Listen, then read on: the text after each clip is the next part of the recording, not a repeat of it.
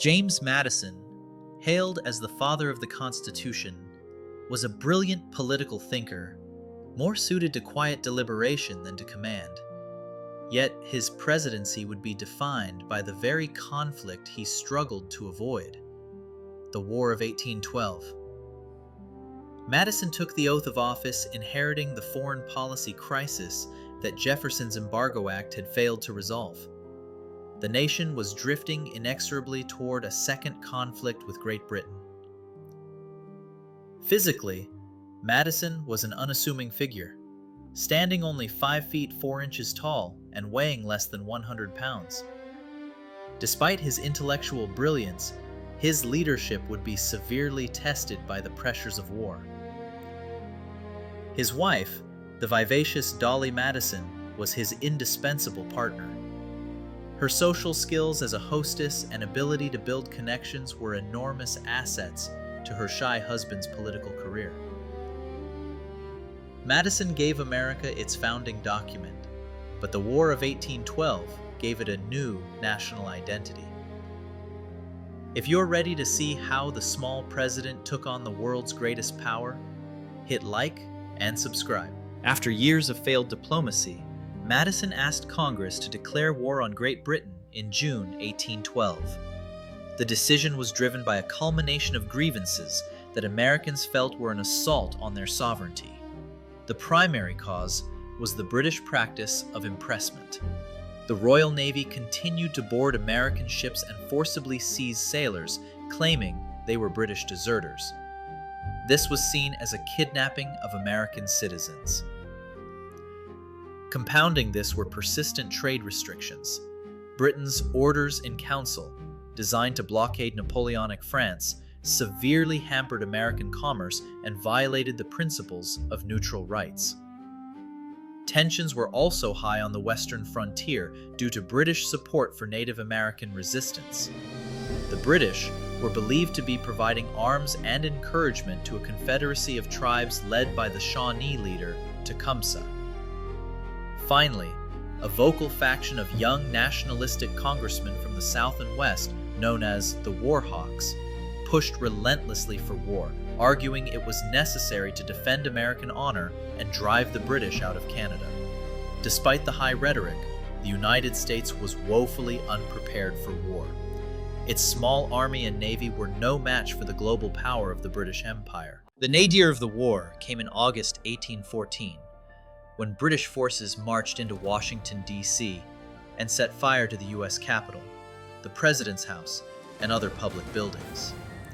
President Madison was in the field, but First Lady Dolly Madison became a national heroine.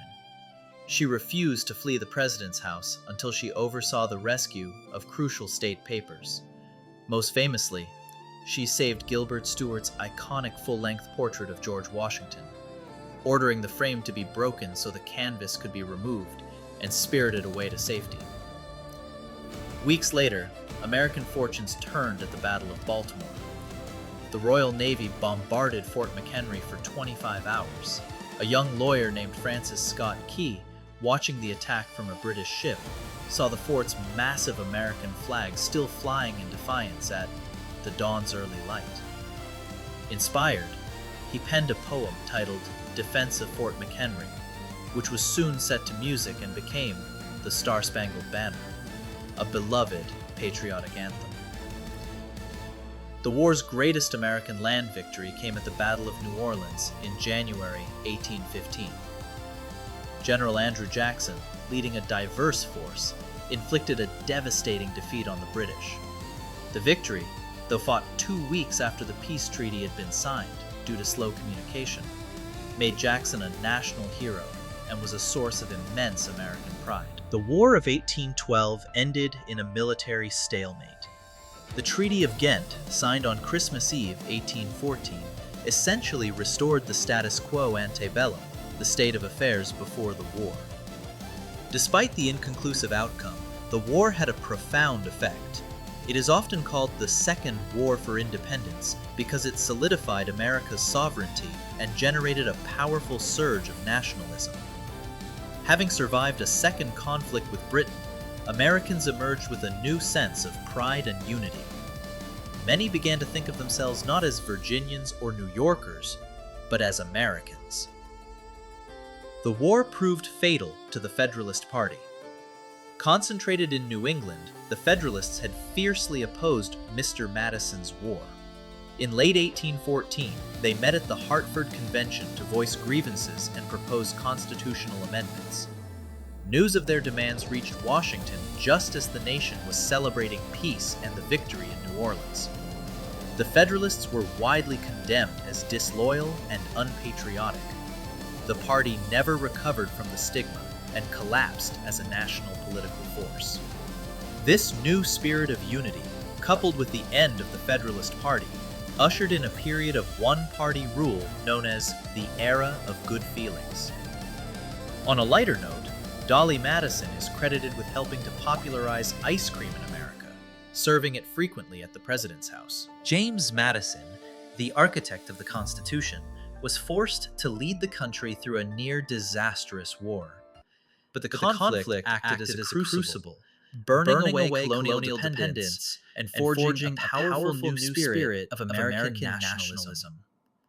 The era of good feelings under the next president, James Monroe, masked growing sectional tensions. Our next video is part 5, James Monroe, the era of good feelings?